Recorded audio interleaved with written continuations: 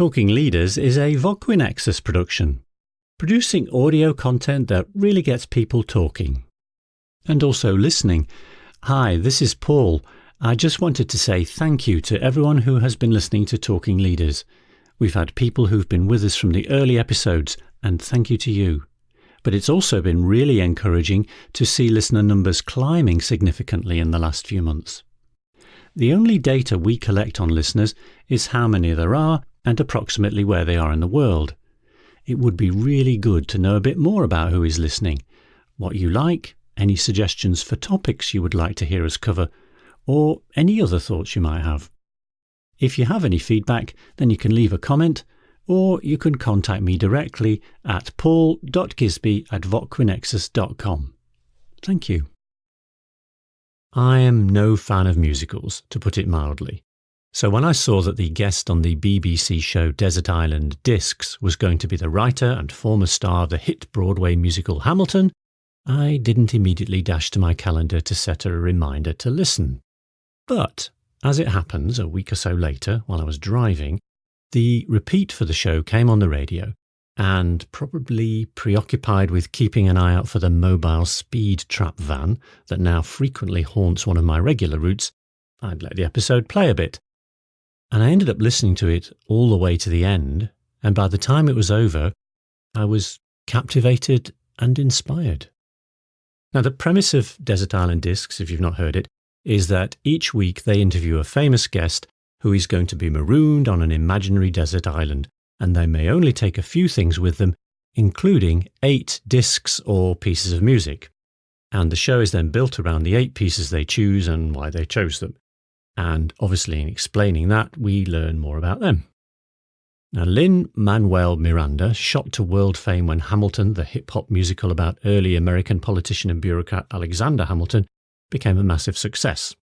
And I'd heard about Hamilton, and I'd read a few things about Miranda, including a couple of things he had said about his creative process and the creative process in general. But while I know that many people rave about his abilities and he has been exclaimed as a genius numerous times, none of that made a particular impact on me, I guess because I'm no fan of musicals.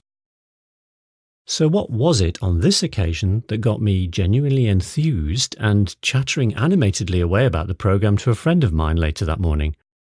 Well, as animatedly as I ever get. It was hearing Lin-Manuel himself. Not so much his words, but him speaking.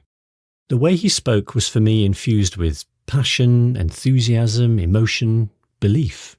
If you listen to the interview, you'll hear that he's not putting on a big show.